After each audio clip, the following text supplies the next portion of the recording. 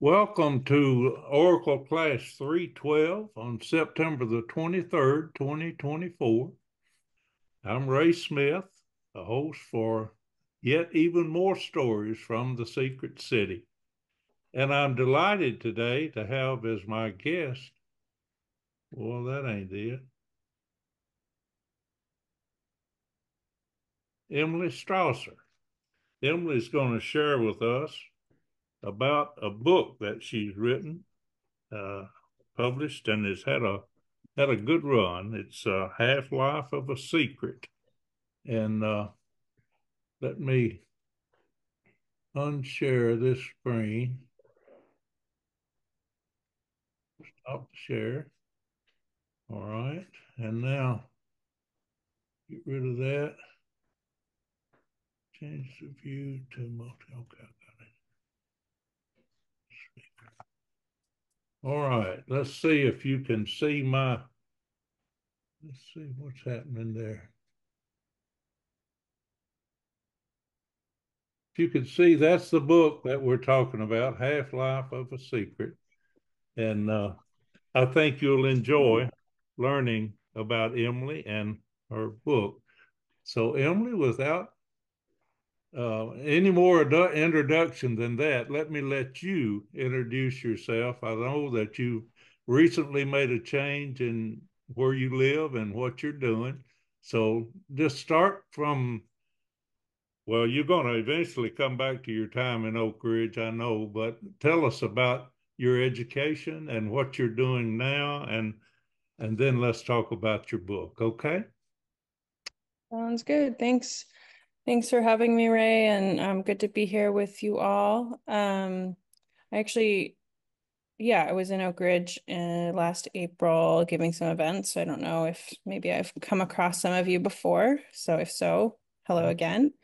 Um, yeah, so my name is Emily, as Ray introduced. I am calling from the greater Boston area where I recently moved for a teaching position at Tufts University, where I'm teaching creative writing, creative nonfiction, and journalism. Um, so yeah, really excited to be here. I've only been here a few months. I'm getting my feet under me.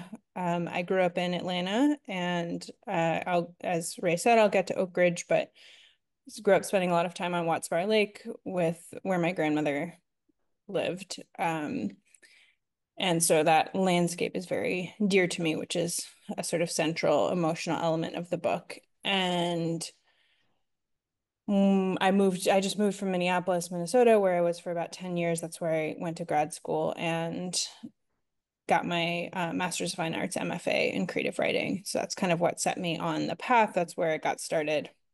Well, I sort of started the book before that, but that's where I seriously got started on the book. It took me about 10 years to write and research. It was quite a lot of work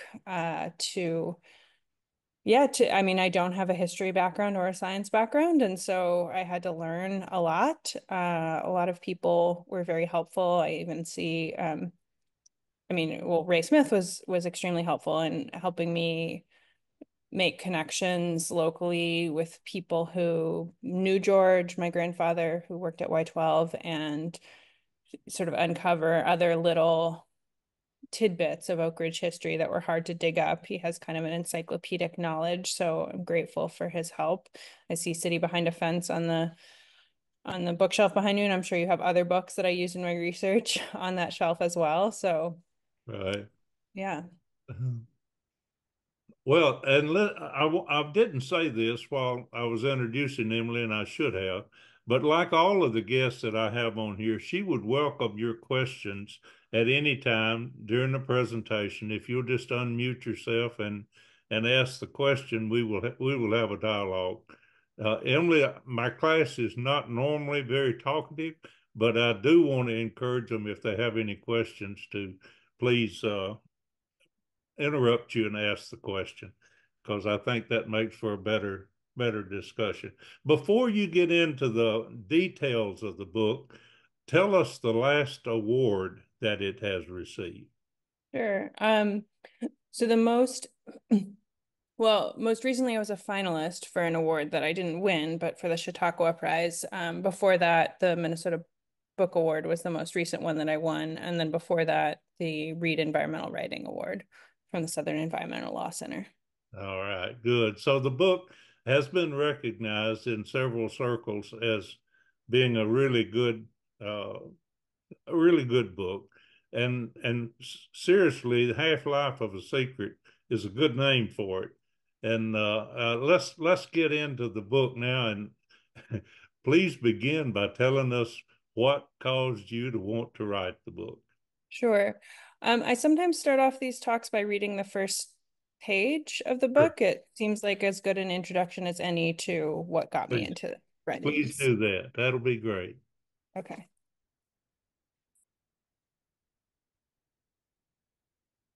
It began with a bloom of fire on an off-white wall.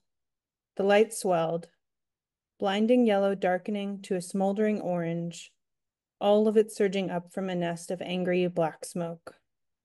There it burned, even the night singed red around the fireball, suspended, frozen in its incandescence within the dull rectangle of a plastic picture frame.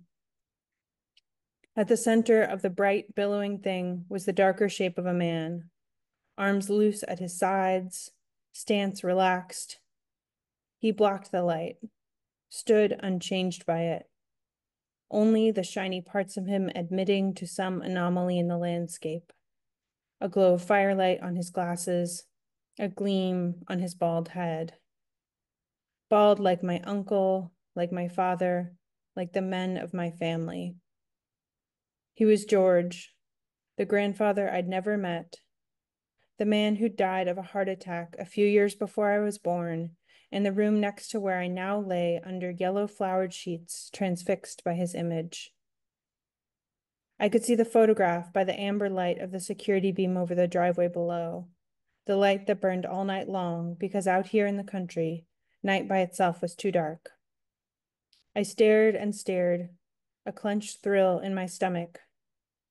I felt myself floating, unmoored from time and space, drawn by my grandfather's eyes, eyes that knew everything, yet said nothing, drawn to the desert where fire blossomed in silence, sprouting from a great featureless plain that could have been the end of the world or the beginning. When I shut my eyes, the fireball lingered like the impression of a bright light just switched off, branded red behind my eyelids. So I start there to get your bearings a little bit, I guess. This first page describes a really strong memory I have from my childhood of a photograph of the grandfather I never knew. He died before I was born, as I say in those pages, of him standing in front of a nuclear test blast, though I couldn't have as a child have explained that that's what it was. And I won't, not to give anything away, but the memory of that photograph becomes sort of complicated throughout the course of the book, and maybe we'll get to that more. But this image was very clear to me, and I start there because that was the image that sort of arose and that sort of spurred me to write this book.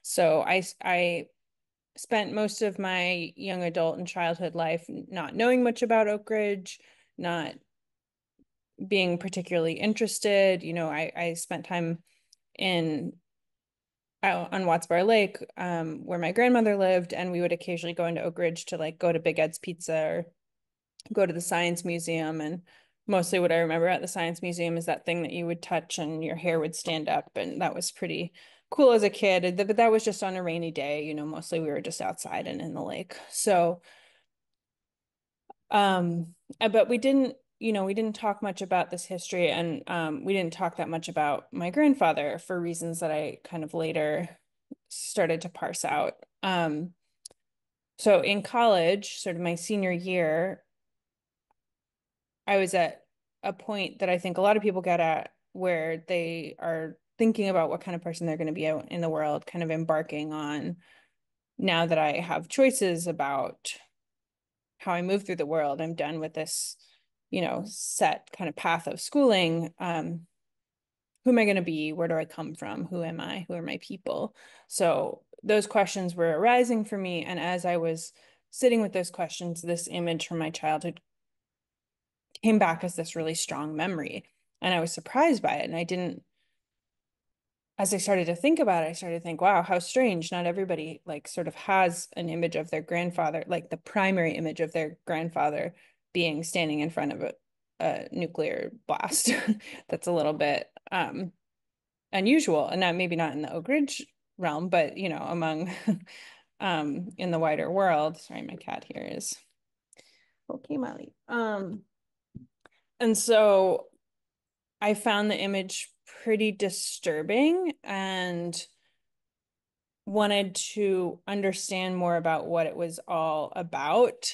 As I started to think about this, it struck me as strange that we didn't really talk much about George either. What I knew about him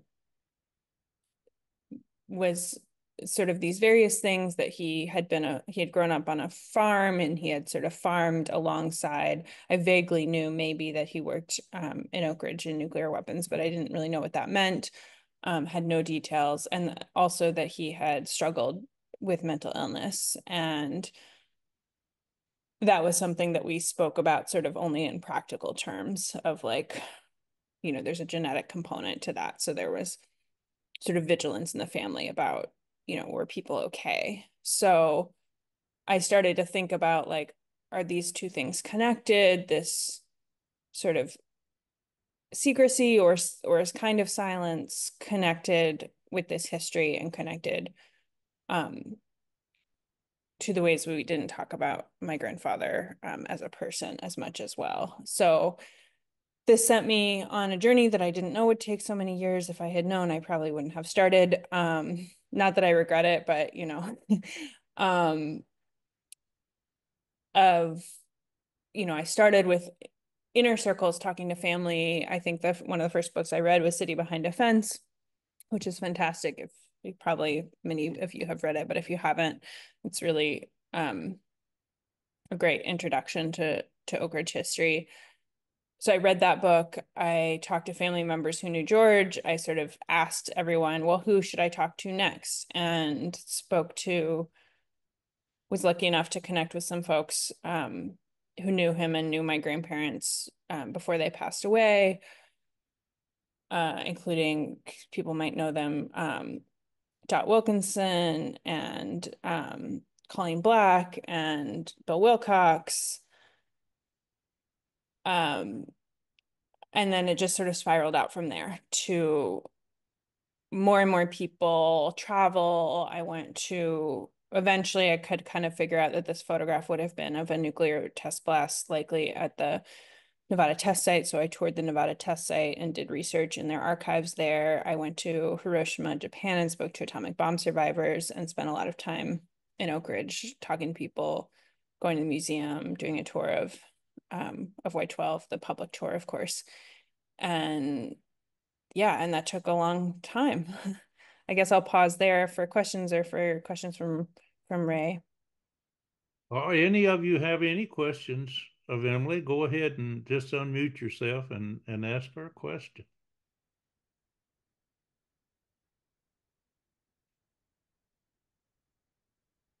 I told you they're a quiet audience. They don't ask Mhm. a lot. So I will.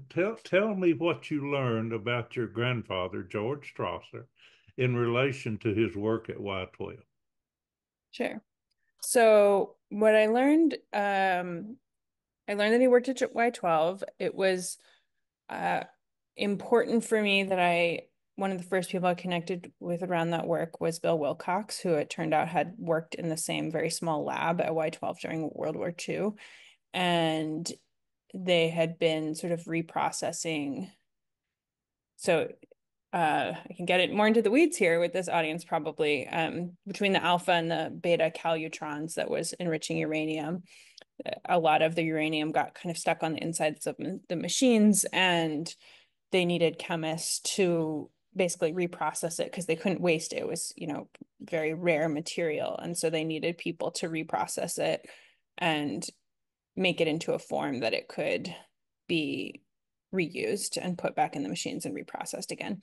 So my grandfather was one of those people in those interim step. That was sort of an interesting job because it wasn't totally anticipated that it would be as big of a deal as it was. It's one of those things they discovered along the way. And so it turned out to be an important part of the process. And the lab grew from quite small to I think more than 100 people eventually, but started with about 6 to 8 folks. Um, so that's what he did during World War II. And then later on would go on to work on many things, most significantly in the early 1950s, he became part of the lithium enrichment process for creating a fuel for hydrogen bombs. And he was overseeing one of those enrichment processes that became, the ELEX process that became the most prominent. And used all the mercury that then later leaked into the environment. So leaked, spilled, was lost. On the other side, what I learned, I think I was always came in with the question about like how did his mental health and his work, how are those things connected or not? And so for me, as someone, I grew up in a very pacifist household. I went to a Quaker school. Um, the the sort of horrific violence of nuclear weapons in Hiroshima was very disturbing to me, and I sort of wondered how that connection may have been disturbing to my grandfather, though of course he did continue to work in that industry until his retirement. Um, that's a question that still in some ways remains an open question. There's a lot of writing about someone who you um, can't talk to and who didn't leave behind diaries that I found. You can only get so much, but I did learn that he was pretty haunted by his role in the mercury contamination. I was able to speak to one of his former psychiatrists. So in that sense, he felt a sense of responsibility for harm that had been caused by his work. And um, in a twin way, I was thinking about how, so I'm sure people here are familiar with the policy of compartmentalization, the security policy that meant and still, as far as I understand it, is kind of rules the day at Y-12 and within the nuclear weapons industry. But that started during World War II of you only know the minimum amount necessary to do your job. And so I was interested in the ways that had parallels to a kind of like silence around mental illness and whether those things played into each other. Um, and there is some interesting um, like historical evidence of the mental toll that working on Oak Ridge, just particularly during World War II, took on folks. That's outlined some in City Behind a Fence and in other books, including Girls of the Atomic City. She writes about Dr. Eric Clark, who was brought in to start um, like a psychiatric program in the city because folks were struggling for, a variety of reasons. And some of the reasons we know because of what they said and some we don't. Um, so I did find, yeah, I mean, I don't want to give away everything in the book, but I learned a lot about the depth of my grandfather's struggles, that he was, in and out of treatment programs, hospitalized for months, and he was eventually medically retired from the plant due to those struggles with both mental illness and alcoholism, which were, of course, were related to each other. And I learned that he was sort of, in some ways, protected by his friends there so that he wouldn't have to retire sooner than he was. And I think there was both a culture at that time of not getting help. For I think we're farther along now, although there's still a stigma and it's still hard for folks to reach out for help. But I think both at that time there was a culture of silence and stigma and shame around mental illness that I think was exacerbated by the climate around nuclear weapons compartmentalization, the fear that you could lose your security clearance, the necessary like sort of severing of like job and I guess emotion that I think is probably yeah something that happens to maybe not everybody who carry out this work. Very good. Any questions from any of you now? Would you like to ask her a question? Yeah, I have a question. Thank you. Hey, Emily, what did you actually do in Hiroshima and how long were you there doing that? Yeah, I was there about a month and I spoke to so I connected with some folks before, including an American man who was very connected to the peace movement, who was able to connect me with a translator and help me figure out how to connect with survivors. Hibakusha is the Japanese term for atomic bomb survivors. So I interviewed maybe a total of 10 people, mostly survivors, but a few like a doctor and some scholars who were working there as well. Um, and also spent a lot of time. It was the 70th, it was 2015, so the 70th anniversary of the atomic bombing. And I spent a lot of time going to, they have a peace park at Ground Zero there with a lot of memorials. They have a museum that's quite powerful and disturbing. And because it was the anniversary, there were a lot of like art exhibits and other things going on in the city. So I took a lot of time taking those in. I will say I was greeted quite graciously. Um, People were grateful for my coming there, almost to the extent that I thought, well, I don't necessarily deserve this gratitude, but I was grateful to be welcomed, to be trusted with people's stories. Some of their stories, parts of them are in the book. Um, these are people who have chosen to relive publicly the most traumatic day, not only of their lives, but that probably any of us could imagine, um, for decades, for the sake of ensuring that it doesn't happen to anyone else, which is a kind of courage I don't think I can imagine. Um, and one of the things I was interested in too was thinking about how silence is functioning in Hiroshima as well, because I think you can go there and there are lots of ways to take in survivor stories in the museum. There's in in the park, there's a place you can go and like watch, hundreds of testimonies. So and there's lots of books published. So it's not that you can't get these stories, but actually like most survivors don't speak. Mostly we don't hear from them, and that's due to a variety of reasons, including, I'm sure, trauma, people who don't want to relive that day.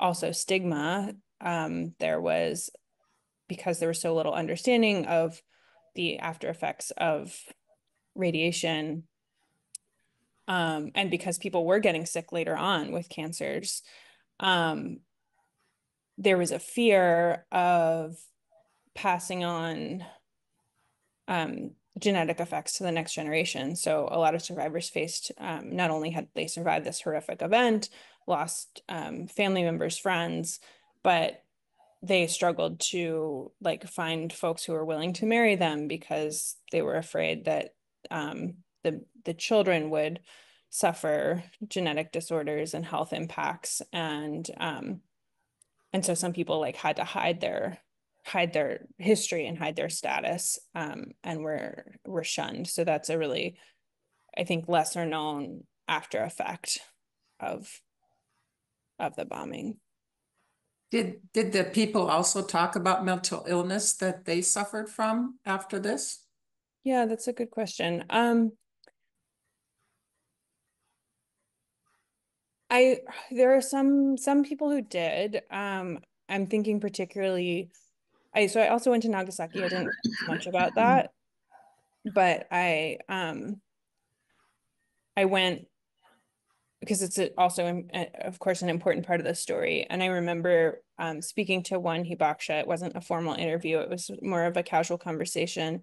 And she said she and her sister had both survived the bombing, and her sister actually committed suicide some years after that, like stepped in front of a train, and had suffered from some like pretty devastating health effects afterwards.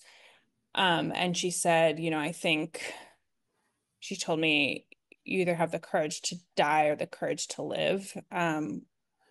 And she had chosen the courage to live, but of course there was a really um, hefty toll on her sister. Um, and that's not the only story of suicide after the bombing, of folks who just like, I think both, I think there's the twin dark realities of just having survived something so horrific, and also seeing that humans are capable of inflicting something so horrific. They're like doctors who, were treating folks in the aftermath of the bombing who later on committed suicide because they just couldn't um, cope with what they had seen and what they had experienced. A book that I really love that gives an important Japanese perspective on this is called Hiroshima Notes by Kenzaburo Oe, and I recommend it to everyone. It's some really he was not a survivor, but he went I want to say in the 1960s, but I might be misremembering, and spoke to a lot of survivors and examined the history, and looked at the peace movement, and writes really thoughtfully about the sort of toll both on individuals and on our world, and the ways that um, that survivors have in some ways given us like a path forward. And what was his name again? It's Kenzaburo Oe, so I can spell it for you. Kenzaburo, and then OE. Okay, Yeah, thank you. yeah. Thanks for Are asking. you working on another book? Yeah, it's very baby early stages, but it'll be about climate change. And so apparently I'm drawn to existential threats. People have said, "Oh, are you going to write about something happier?" It's like, well, not really. So I'm looking at climate change and particularly climate grief and emotional responses. There's a lot of interesting things happening in religious communities and also mental health. There's movements within the climate psychology movement. People are increasingly recognizing the ways that people are already needing extra support around what we're facing, and that we will be needing more. And so there are these training programs that are popping up to help train mental health professionals and give them a framework for supporting us all into this next era. So those are some of the things I'm looking at. I have a question for Emily. Mhm. Um, did you detect any bitterness or anger at you for being an American? I mean, obviously, we did these people a lot of damage. I'm trying to think what was in it for them to talk to you about it. Yeah. Yeah. No, I mean, that's a great question. And it's something that I wondered if I would experience. I didn't. I didn't. I think um, I got the sense that people deeply wanted to communicate their stories and maybe saw me as a way to do that. People, there was some understanding of like what it means to be caught up in war and what it means to have a job and do a job. So there was some understanding, there was some sympathy with George's mental health struggles. And I think they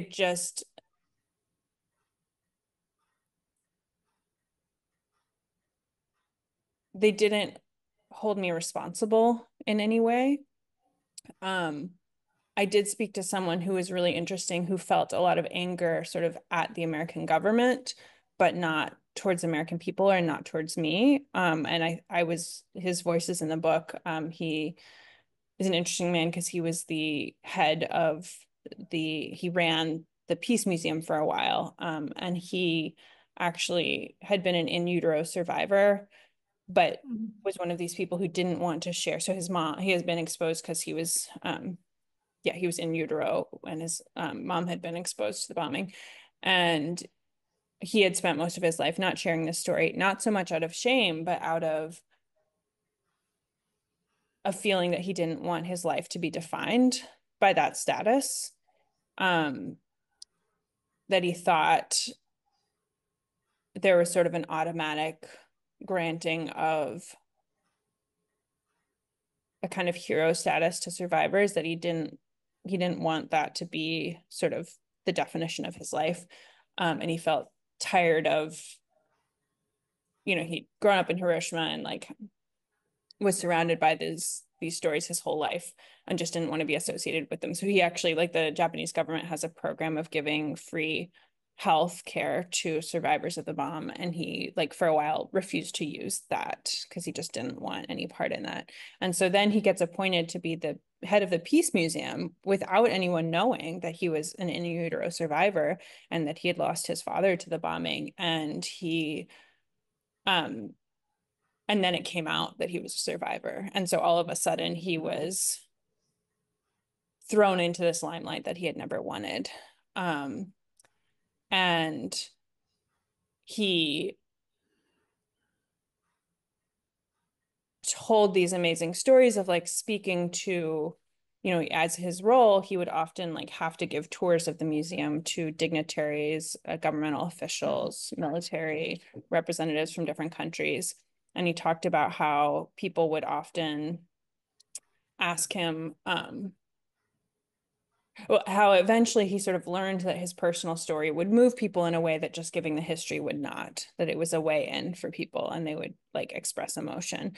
And so he started to tell his story like quite reluctantly, but found himself frustrated that the personal story wasn't necessarily motivating action, wasn't necessarily motivating like changes in policy that would lead us toward a more secure world, like disarmament. And so he was just an interesting person because he sort of pushed back on this idea that like I think the survivor testimonies are hugely important. We need to like remember, that's a hugely important part of it. But he was sort of saying that's not the end of it. So he's the only person who sort of like even expressed anger for what our country had done to me, which was frankly sort of a surprise to me. I think there's complicated factors at play. Like one thing that I found really odd is the Peace Museum there. Now, I will say there was an exhibit that was closed for renovation at the time I was there, so there may be more context that I didn't experience. But what I did see in both the Peace Museum and other places in the city is a kind of decoupling of the war with Hiroshima itself. And so things were written like in the passive voice, as if no one had, sort of like the bomb was dropped on, or so and so was exposed to.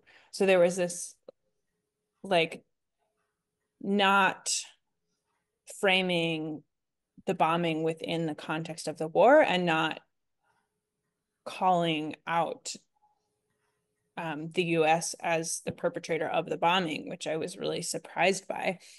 And I did some, reading and thinking about that later, and talking to people, and learn their sort of complicated reasons for that. Some of it has to do with, Japan is now an ally, and there's like a desire not to like point fingers, or to hold um the US accountable. Though of course there are also pushes to get an apology, which has not happened. Obama was the first president to visit Hiroshima, a sitting president. Well, I know, I guess he wasn't. Okay, now I'm, anyways, mixing things up. I lost my train of thought there. Oh, but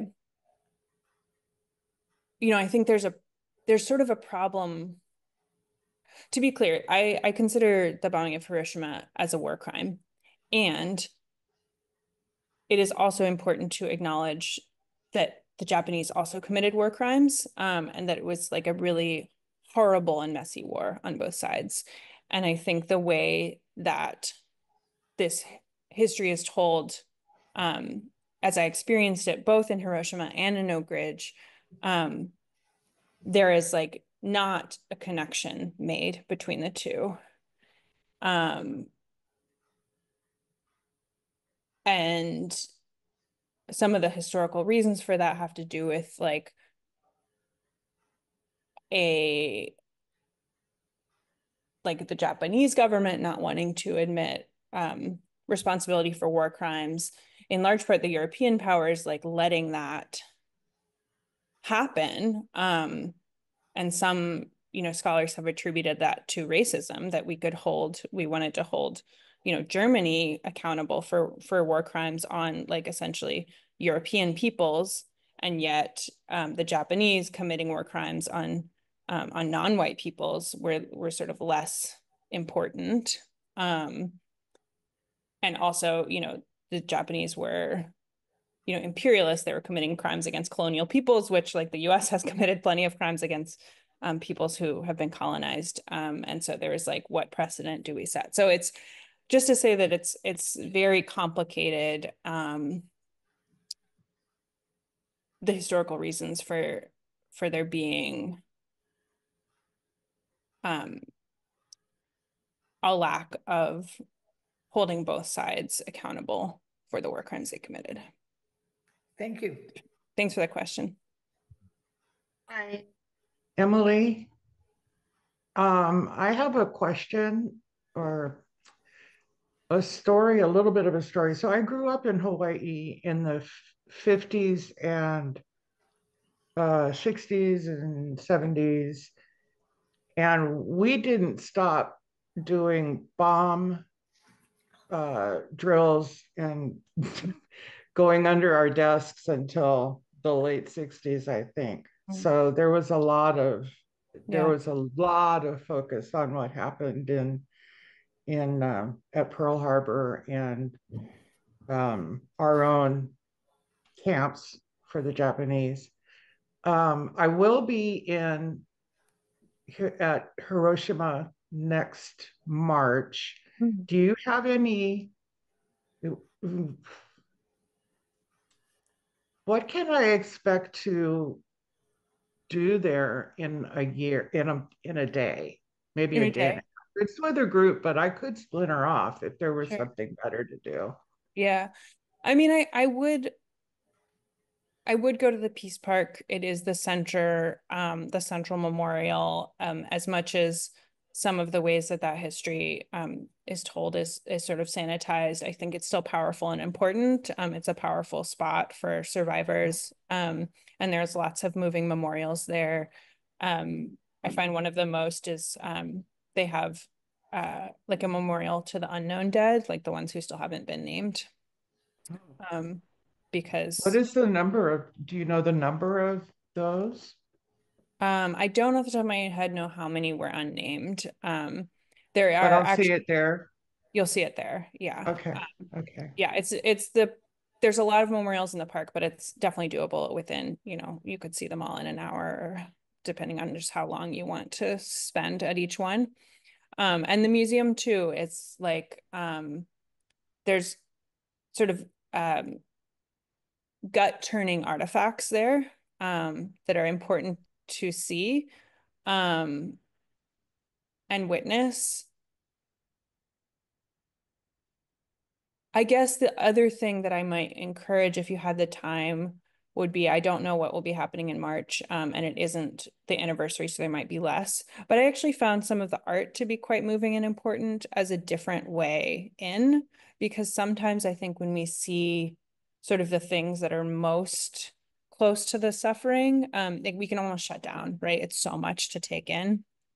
And so like artistic representations, you know, there's sometimes like there's like amazing photographers who are doing interesting work. I'm blanking on her name, but I could look it up. There's one Japanese photographer who takes these photographs of clothing was left over.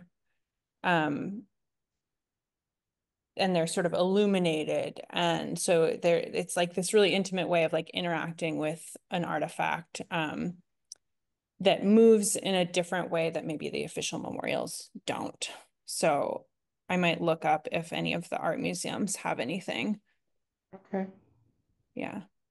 Has anybody else been to Hiroshima or Nagasaki? That's a no. Okay. I'm Thank glad you're you. going. Yeah. Me too. I almost didn't want to go, Yeah. you know, because I felt guilty even though I wasn't born then, but Yeah. yeah, I'm gonna go. Yeah. And I think you will be greeted with you know, with total graciousness. Which Yes. is its own thing to take in and think about what that means. But Yeah, yeah, yeah, but I wouldn't worry on that account. It's also, I mean, it's an interesting city to be in because it's actually quite, it's no longer a destroyed city, right? It's quite beautiful. It right. has been rebuilt. And so I suppose for one, there's a kind of hope and resilience in that of and it's just interesting because it's not, you know, I mean, you probably would know this, but a lot of people, when I told them I was going to Hiroshima, um, were like, oh, is it like safe there? Is it still like, is there radiation still there? And I was like, wow, that's like, you know, that's a big misconception that, you know, that people have. But not only is it safe, but it's like quite thriving as a city now, which wasn't true. I mean, for decades it was destroyed. This is another part of the history that we don't know a whole lot about because it's not told, but like there was a long time when it was quite destroyed. And, you know, there were gangs that popped up that were taking advantage of the situation. Children who were orphans were starving on the street. They were forced to join gangs because they didn't have Ooh, any other way to eat. Like, so, you know, we often think of just like the day of the bombing, but not like how long it took the city to recover after that. yeah, I'm very interested in that. Yeah. Yeah. So, There's yeah, there's if you're interested in that, like doing some searching about like atomic bomb orphans would give you some more information because that's and there's one man's story that I told in the book who speaks to that a little bit. Who is, you know, close to some of the, he was an atomic bomb orphan and close to some of the street children. okay, great. I do want to read as much as I can about the country Yeah, and that location before I go so I could have a yeah, better understanding and respect. yeah. Although, you know, I did grow up as a minority, and so Mm, I grew up with many, many Japanese, and mm, it just wasn't discussed. yeah, yeah. Yeah. Where did you grow up? Honolulu, the Oh, island sorry. of I'm sorry. You Oahu. just said you Yeah. said No, you just that's said okay. that. Yeah, yeah. You Okay, thank covered you. a lot of ground Yeah. since I said that. Okay, thank you. Super. Thank Mhm. you. Other questions for Emily? I had one. Emily, Please. do you have any information about how your grandfather happened to be at the Trinity test? I mean, I don't think it was fairly unusual for Oak Ridge people to end Oh, so up there. He was not at the Trinity test. Oh, the He later. was in Nevada. Okay. So there were so many tests. I have records. I know he went at least twice. He may have gone other times. Often, I think management or upper level folks were invited to witness the Yeah. test. Yeah. Okay. Yeah, I know that happened a lot later, but Yeah. okay. Yeah. No, he was definitely not at Trinity. Now, and I'll just tempt you to read the book. The question of that photograph about whether it actually is what I think it is, or what I thought it was, becomes, as I mentioned, a little bit more complicated. Yeah, you don't need to explore that further. I would leave that as an intrigue Yeah. for people to read the book and learn about the details of memory that you share with us about that picture that started it all. And then when you get near the end of the book, there's some quite unusual reflections on that picture that has to do with mental illness. So I think she does a wonderful job there, and I appreciate the book in its entirety.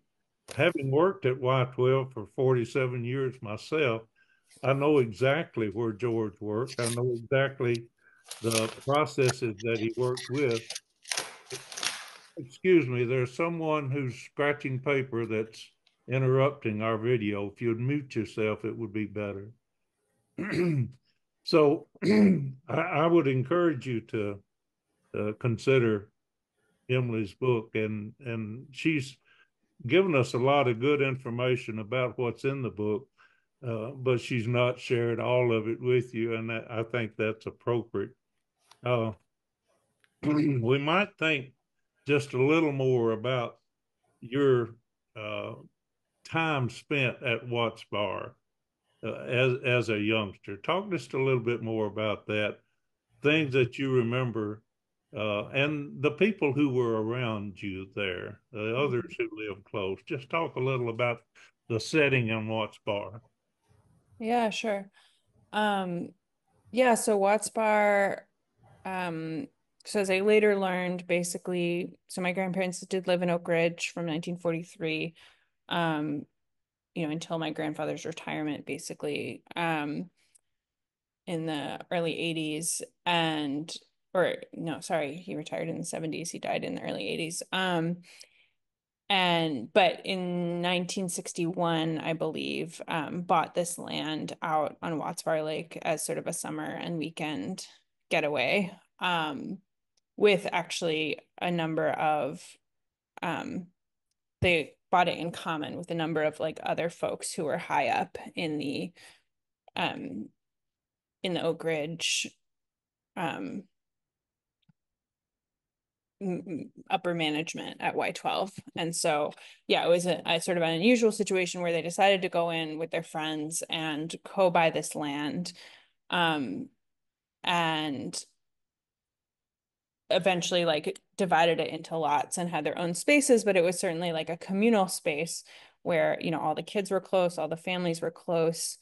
The kids would run around together, riding horses, doing like wild water skiing stunts, just living in the water the way that I would as a kid. And so it was surprising to me once I started this research to I was like finding these names that I knew from my childhood. I didn't necessarily know all of the people. I sort of knew like the next generation who many of them still own houses out there. So names that people might recognize: Hibbs, Ebert, Guggen. There's others. That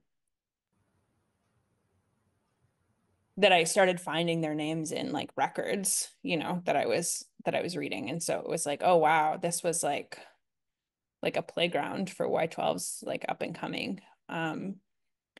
Which I came to have complicated feelings about with. I've already kind of been pretty upfront about my complicated feelings around the bomb.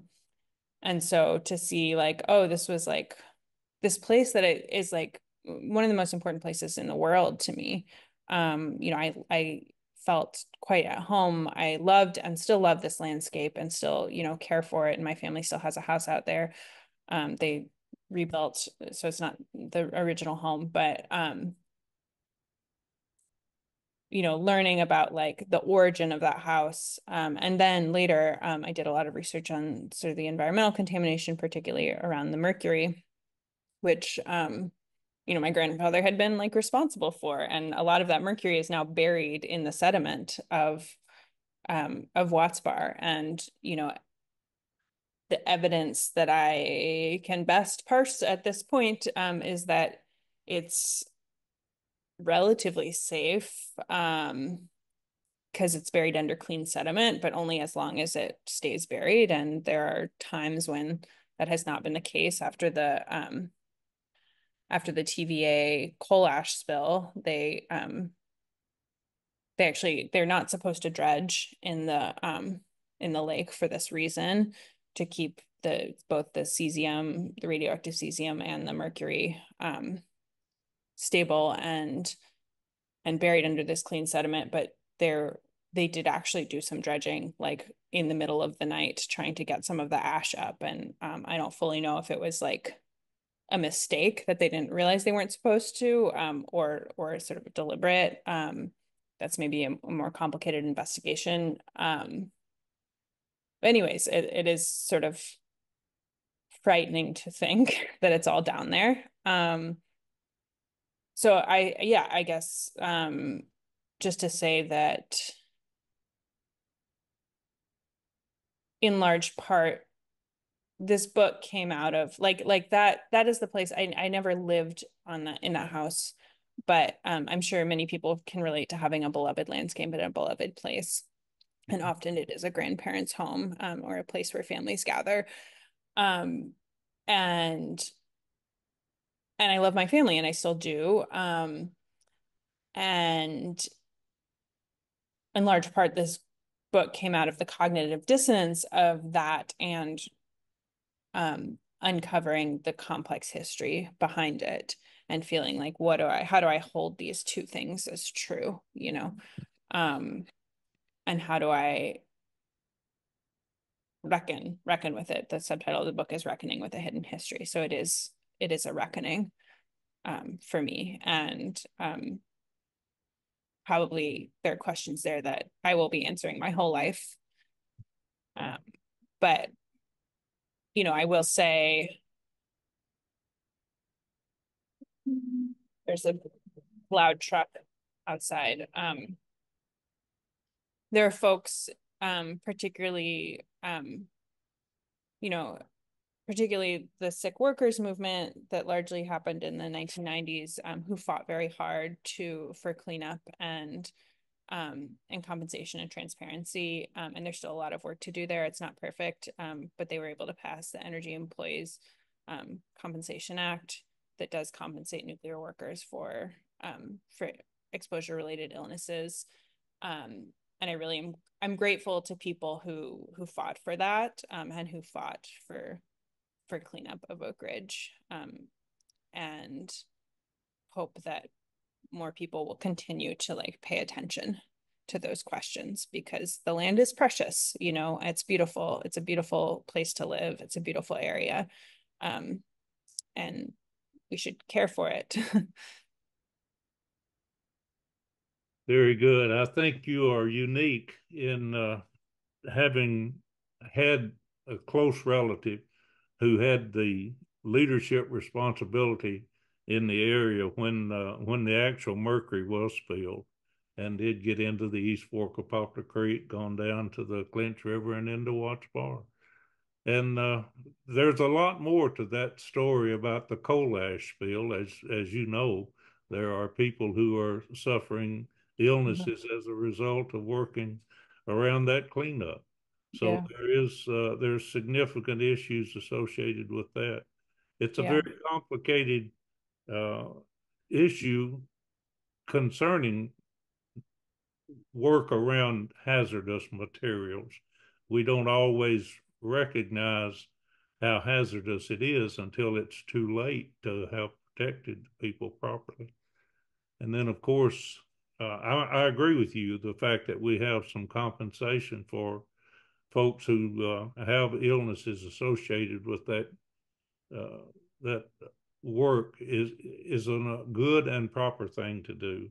I I must tell you that I give lots of tours of Oak Ridge, as you know, and I had a tour come through that were retired nuclear weapons workers who were associated with nuclear tests. In other words, they had been at nuclear tests, and now they're struggling to try and get included in the Compensation Act. They are not covered, and because they didn't work at a particular place that's being associated with it, but they were involved with the nuclear tests. And of course, they're on up in their years and they have multiple kinds of cancers. Some of them they believe are associated with their exposure. So they're trying to get compensation. Well, you've given us some really good insight into the book, but even more so into how it personally has affected you and continues actually uh, to be affecting you as you're continuing to look and work on in the area, and of course receive recognition for the book. I'm glad to see that happening. Can you share any more about the new work you're going on, climate change? Um,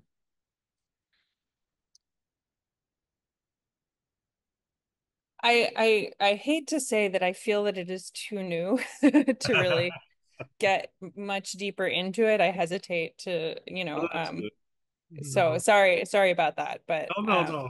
I appreciate the question. Yeah.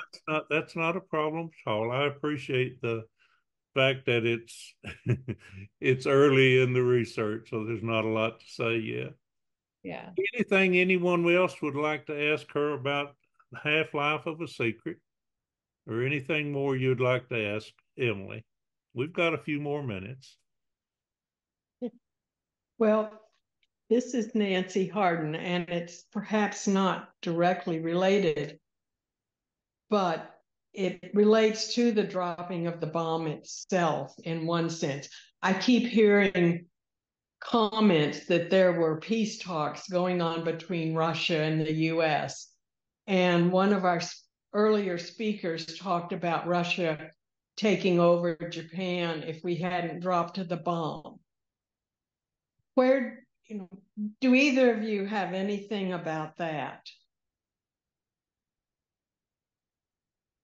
Yeah, I can speak to that. Um, there, so the question of whether the bombs ended the war is complicated and contested. But the timing does coincide with very closely from where Russia entered the war. And so I think from what I've read, there is like a historical consensus that it was a lot of factors happening at once, that likely the bombs hastened the end of the war. It wouldn't have probably happened that day, right? If not for the bombs that obviously like freaked everyone out. And also, it was a significant blow for the Soviets to enter the war against Japan. Like that was really threatening. There was prior to that time a lot of there was a lot of tension, within Japanese leadership, and different people were like ready to surrender and other people weren't. So we can't reconstruct what would have happened in an alternate reality. I certainly think that the Soviets were a factor both on the Japanese side and on the American side of not wanting the Japanese to have post-war the Soviets to have as much post-war influence as they would have if they had played a greater hand in ending the war. Now, one of the arguments, of course, that the bomb was justified has to do with like supposed massive casualties that would have happened on both sides had the war not ended. In large part, those massive numbers actually came post-war when there was public unease about the bombing. These numbers were put out as a way of justifying, like, but historians have looked back and found that no, it wasn't 500,000 or 1 million plus lives that were estimated to be lost. It was tens of thousands. Now, that's not to say that tens of thousands of lives aren't worth saving, but historical record shows that that was, more than 100,000 lives were lost, and so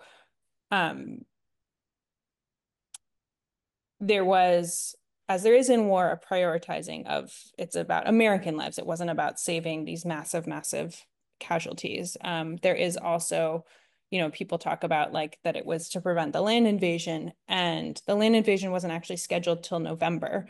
And a lot of historians have said the war would have ended before November. Like that wasn't going to happen. It wouldn't have ended right when it did. The bombs did were a critical part in that timing.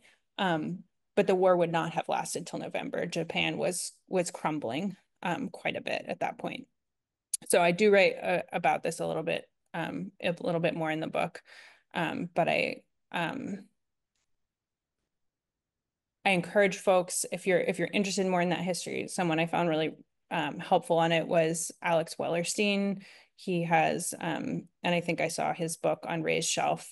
He wrote Restricted Data. I don't know if he writes about it in that book, but he has some good articles that are like pretty short that summarize some of the historical research. They're online. They're free to read on his blog about the decision to drop the bomb. You're right. Alex Thank is you. good. Thank you, Nancy. Alex is a good friend, and he has written a lot about it. Another example is a book like this one, codenamed Downfall. Downfall is actually the plan for the invasion of Japan. And I also have another friend who is President Truman's grandson, Clifton Truman Daniel. He and I are planning a trip to Hiroshima and Nagasaki and Kyoto. Don't know exactly when we're going, but he's promised to let me carry his bags, so I'm going to get to go with him. The idea of how much the bomb had to do with bombs had to do with ending the war, as Emily said, is one that's had a lot of discussion over time. And you have to stop and think, when you talk about how many people were killed, there were more Japanese people killed with the fire bombings of Tokyo than there was in the atomic bombs on Hiroshima and Nagasaki. So you can take all kinds of views about what was the impact. You have to admit that the emperor, he actually sent someone to look at both Hiroshima and Nagasaki. So he knew that there was massive destruction from a single bomb. And he knew that there had been at least two of them. And I'm sure in his mind, likely there would be more. So, and in fact, President Truman even said that when he said, if you don't surrender, there'll be a rain of ruin. Well, he didn't have another bomb at the time.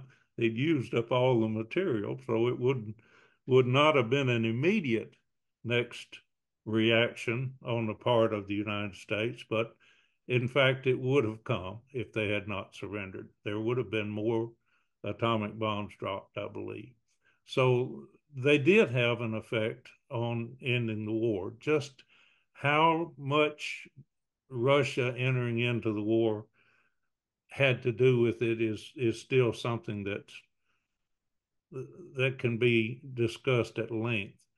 The other thing to remember is the Cold War started immediately, and while Russia was our ally in World War II, it almost immediately became an enemy, one that we competed with for years in the Cold War.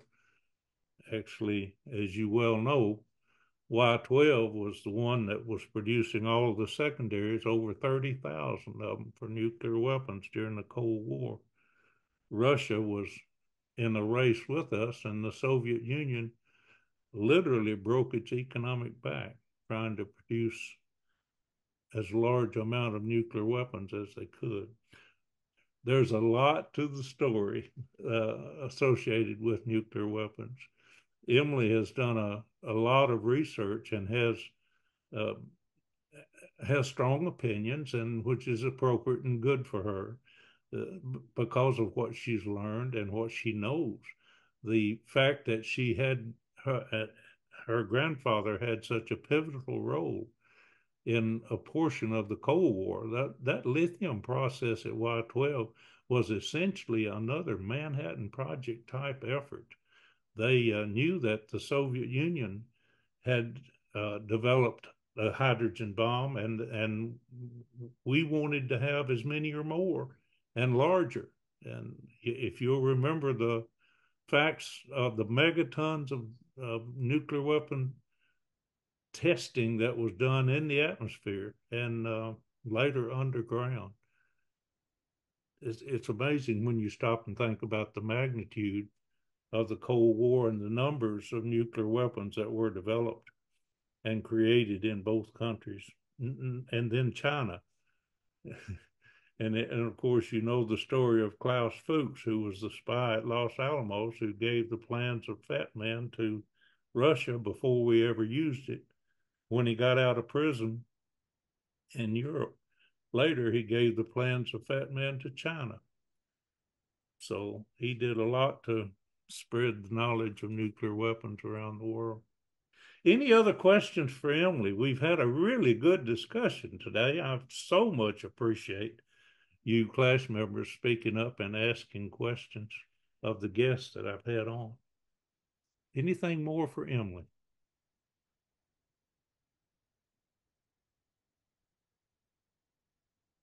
Well, Emily, what would you like to say to anything that I've not asked you, or anything you'd like to say about the book? We've got about 4 minutes before we wrap up. Is there anything more you'd like to share with the class?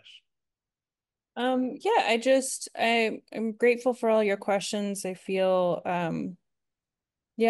just moved by all the things that everyone is asking and thinking about. So grateful for that. I sometimes feel that I can tend to, well, to be honest, like my book, like it ends on sort of a downer note, and we've talked about a lot of like really difficult things, and I'm grateful to all of you for sort of sitting with me in that. Something I sometimes offer at the end is something that I find like inspiring now. And Ray may not agree with me, I will say that, but like are the nuclear abolition activists, including the International Campaign to Abolish Nuclear Weapons, which has one of the really interesting and I think valuable things about that movement is the ways that they are recognizing the harm to communities, not just who have been directly bombed, but like communities hurt by the environmental effects, and like proposing a system that not only would work towards in a smart, not like we snap our fingers tomorrow and all the nuclear weapons are gone, but that, would have a staged and strategic disarmament, but would also combine, we've talked about compensation programs, like programs to help